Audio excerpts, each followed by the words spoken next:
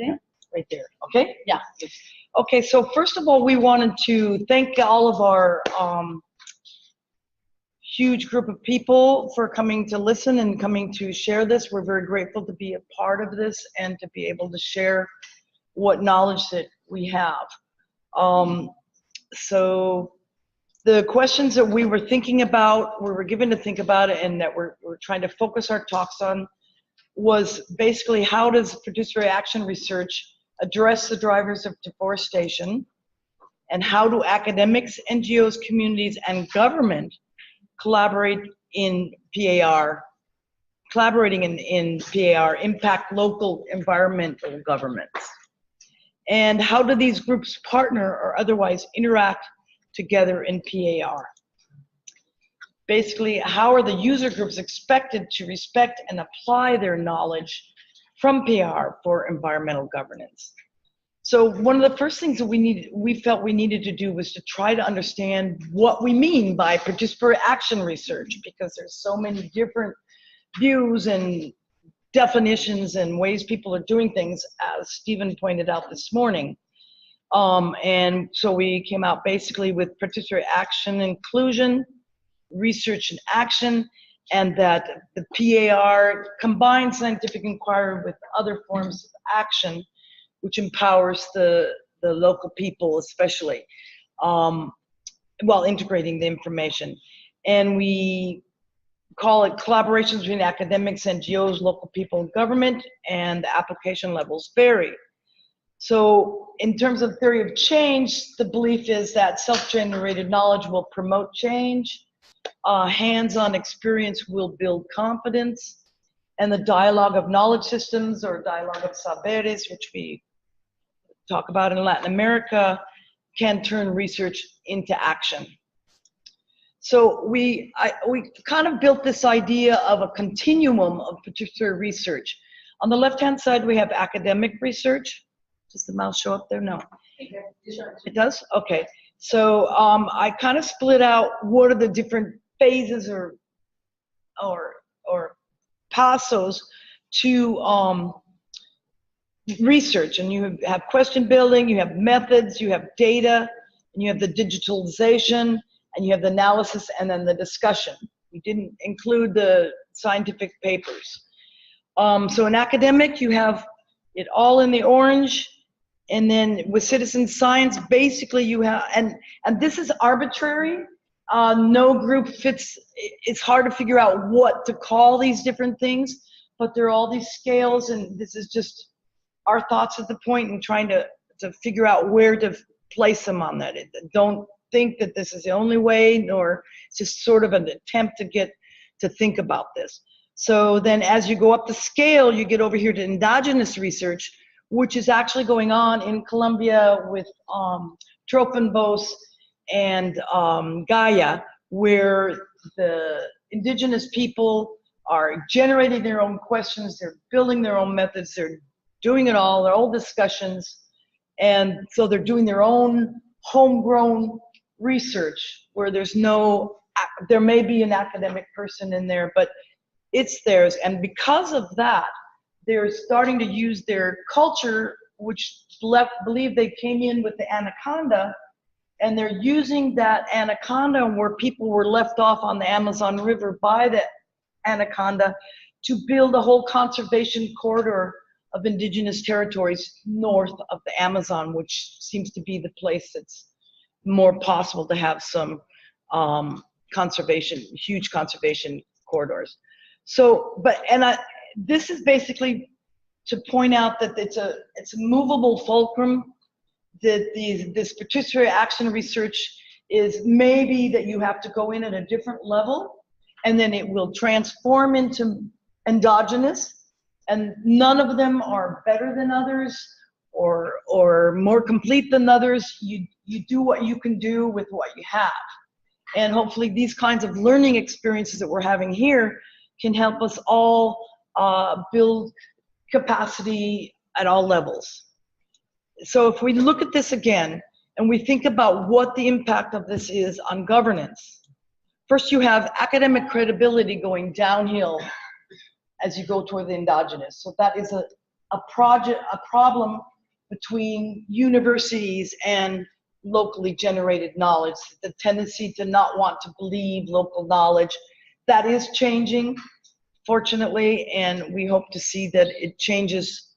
There's more understanding, more translation, so that all of these things can be accepted as valid. And that's one of the things that indigenous people say, well, why does academia have the right to validate what we know? And so we have to look at our perspectives. And if you look at the influence on state government, and state not being state, but municipal on forward, on up, and you might actually get a little bit of an increase in governance as local people are gathering their power to use their information to produce the changes that they think are necessary. So we're hoping, assuming we have no proof, no measures of this, to be able to look and see if that's actually going up over here as you get a little more green up here, or where it's happening. This is kind of being placed for us to, maybe a student or something or other group can be looking at these things. So, but then you get, for empowerment for local environment or governments, we feel that the line continues to grow and is higher at the endogenous research, because you've got the self-esteem developed and the confidence in what they're doing, and so they can get what they need better and hopefully see that their own way of life has a value, and don't try to change it for the way of life from outside. So then we tried to place some of the case studies that we've been looking at different kinds of levels. So you have the Audubon Christmas bird counts, and you have a lot of biomonitoring that are kind of citizen science. The people are collecting the data, but they're not so involved in the analysis. You have the Pistor action research where they're actually building questions and but using technical methods to measure things. And then a lot of things in this zone here, the COFON experience. We'll talk about some of these case studies next. And then the only one that we know about giving academic credit for the learning process, for their planning process, is FSAB. Say if there's others examples of this, that would be nice. And then Tropenbos and Gaia with the indigenous research. And I believe I passed it over. Thank you, Wendy. And so you know how much time there? Okay. Almost there? Yeah. Okay. So just to continue what Wendy was saying, and thank you for the opportunity again for sharing and learning together. Based on the questions that, of course, we have them here, we want to present using our main case studies from where we come from the work that we have been doing and what we have learned, to share these main 5 lessons. That doesn't mean that these are the only ones, but we came up with them based on our own experiences. So one of the first one is the importance of relationship building between all levels of participants. And you have seen it in all the cases that Bob already presented to. I'm going to give you an example of that. Also, having an integrated focus on assets and strengths of all the participants in this whole process. As Wendy was saying, and this is a very fantastic example from the Instituto Ouro Verde, is the self-generated questions, how they empower the participation and respond to real needs. That when women participate in part in participatory action research can be particularly empowered, and how we have seen that. And the importance of academic credit in capacity building efforts during PAR. So I'm just going to giving you these 5 main lessons. That doesn't mean that they are the only ones, but with case studies, how we see that. So for example, this is a case study from Andrea, who works in the Universidad San Francisco de Quito in Ecuador. And this started as an academic research, pure academic research, no, Andrea, to understand the conditions of this watershed in the Napo River in the Amazon basin in Ecuador. And they wanted to see how well the quality of the water was for managing this huge basin. But what is very interesting is that in the process, all the different participants start to become part of the project. Who were they? Mainly the campesinos, the peasants, who actually were seeing them measuring things. So what are you measuring? What for? So they started to become part, and also the Ministry of Water became part of the project too. And they developed tools, in this case, a field guide for biomonitoring. So the campesinos started to ask, we are affected by the quality of the water, how we could participate. So starting to become part of the process. But then also, how do you develop a book with the Ministry of Water for biomonitoring the quality of the water? But then the government got involved because this is a big thing. This is a government thing. The government has also to pay attention to these issues. But how you continue collecting information, creating a map that these dots that I was telling us, where the campesinos mainly said, you want to see pollution? You want to see changes in the, come here. We're giving you the dots where things are happening. So how this dialogue of knowledge empowers everybody towards thinking of how to develop an ecological integrity index for this basin, for the Napo Basin, and create a map of amenazas, of threats, and where are the good spots, where are the bad spots. So in a way, governance improves by including all levels of participation. So this is an example. Then we go to another example of the importance of how is key to integrate the focus on assets or strengths. And this is a project that I have been working on with all our collaborators in the Peruvian Amazon. And it's a project in which we want to generate the space for participation of communities who live around the protected areas or inside protected areas on how to integrate the management of their territories with the protected areas. And now we're going to scale it up with the management of the municipalities too. So, but what is important here is how we create the space for dialogue between knowledge holders that recognizes the assets or the strengths that people have. And here we want to focus mainly on community assets. So the ways that people are organized, it's already working. They are their own ways. They are ways that the things work. So how are we going to create new governance systems or impose when they are already doing it? The way they manage the natural resources, their attitudes, knowledges, and beliefs, their myths, their traditions, their attachment to place, and their decision making. So how we integrate that into conservation to really strengthen the good governance for conservation.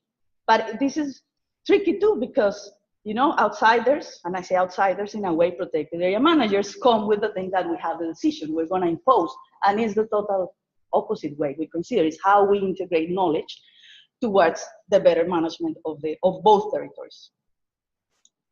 And here I want to go to another example, another case study that reflects another of our lessons. So self-generated questions empower participation and respond to real needs. So the example from Alexandre Olival from Instituto Ouro Verde in Brazil, in Mato Grosso, and how the project was of developing agroforestry systems with the farmers, but how generating the space for construction the questions themselves instead of the questions from a researcher.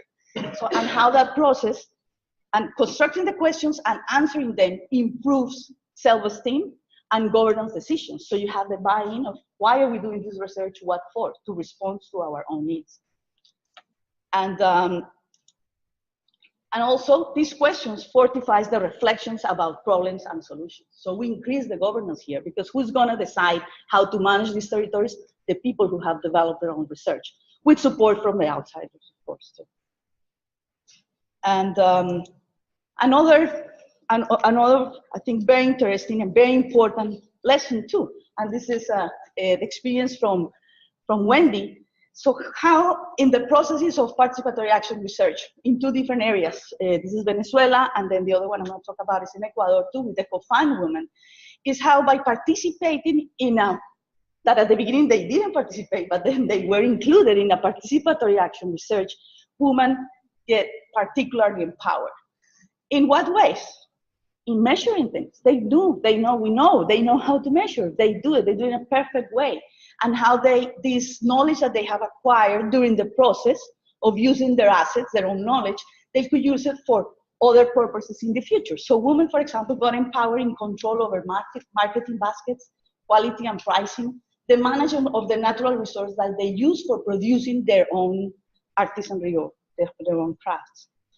And here's another example of a COFAN woman in Ecuador that also they were starting to measure, and then Wendy's going to tell more about, he will tell more about the experience and how the great way of measuring the way they were doing, the way they were understanding the management of the turtles, and how this process of, I would say, is to reproduce turtles and bring it back to the natural, how the way they were measuring, the way they were controlling the information, the way organizing the information, how important that was to empower them to continue using this knowledge that they already have, but for other things in their life.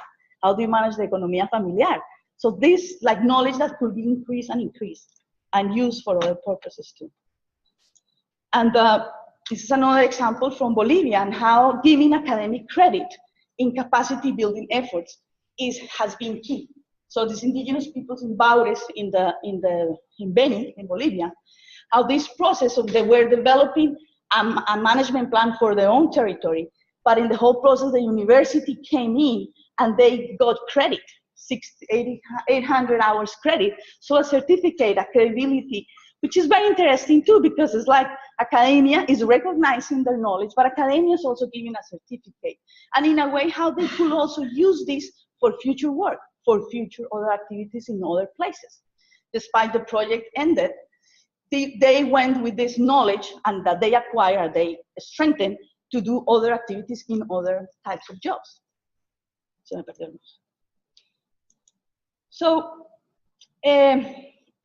were there conservation outcomes? Yes, to respond to Carl at the beginning, Carl did, yeah, there's some in progress too. There are some failures, but we learn from those. But we consider there are very interesting challenges here. Challenges in doing participatory action research, of course, political challenges, no? Are people willing, and the government and the academia willing to do participatory action research? Economical challenges, are there resources, not only funding, but human resources? And changing the ways that people do research. Something we want to highlight is the educating funders and governments to the benefits. What are the benefits that we acquire by doing this? It takes time, it takes effort, but also takes the change of mind too. Also, transforming research agendas to be locally relevant and inclusive. Instead of something that I come from outside and I want to respond my research, if I want it to be grounded and improve governance, I need to transform my research agenda. And also, as I said before, strengthening attitudes and mechanisms to promote the dialogue between academia, NGOs, communities, and governments. How are we gonna strengthen that attitudes, those mechanisms? How are we gonna create platforms for knowledge, for shared knowledge, instead of something like this, everybody in the same field, with their own assets, with their own cultural strong assets. And this is the last one. So something too, so I talk about replicability and scaling up. Yeah, it's not something that I just want to conclude. Some of these projects, of these lessons have been replicable. They could be replicable. But something that is very important too, that there is not a recipe. There is not like everything fits all. The way we do it here is gonna work there, no. But we should work together to build the guidelines. What are the main important points that we should follow if we want to replicate, if we want to scale out, as Bob said, and we want to scale up at the government level, to make it a policy, to make it something that is supported by governments at different levels. And thank you.